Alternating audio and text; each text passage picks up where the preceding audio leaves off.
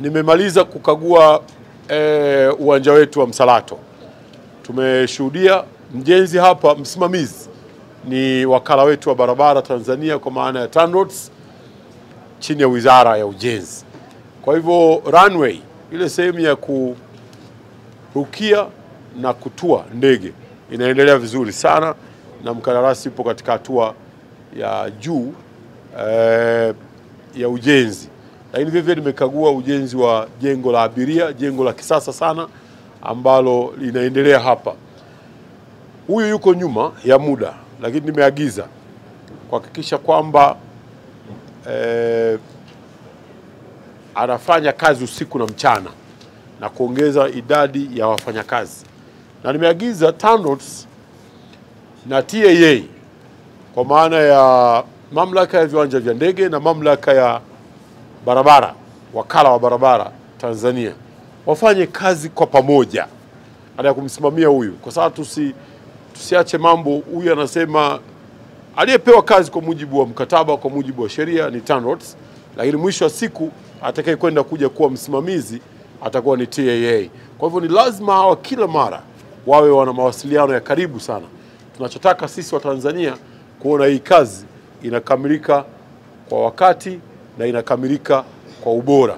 Niseme tu kwamba tumekubaliana mimi na mkuu wa mkoa hapa, tutakuwa tukija kila mara kuendelea kukagua kuona progress ikoje, maendeleo ya mradi yakoje. Na nimewaambia TANROADS na mkandarasi kwamba hatutaongeza muda. Ikiwa watafanya uzembe, hatutakuwa tayari na tutamdai yeye mkandarasi fidia ya kuchelewa. Na nimetoa maelekezo kwa miradi yote, wanapochelewa, haswa ile miradi ambayo sisi tuna uhakika tunazo hela, lazima tuwadai fidia wanapochelewa. Ni kama wale wa Dar es Salaam pale wa BRT, wote nimewaambia wawadai pesa kwa sababu ni uzembe. Hatuna kesi ya fedha pale, tuna kesi ya watu kufanya kazi.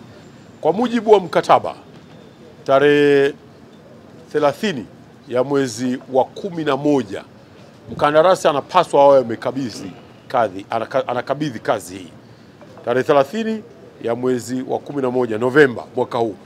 Huo ndio mkataba wetu, na ndio maana tumemwambia hapa ya kwamba hatutakuwa na muda wa nyongeza, kwa sababu sisi tunataka tutumie uwanja wetu, si ndivyo bwana?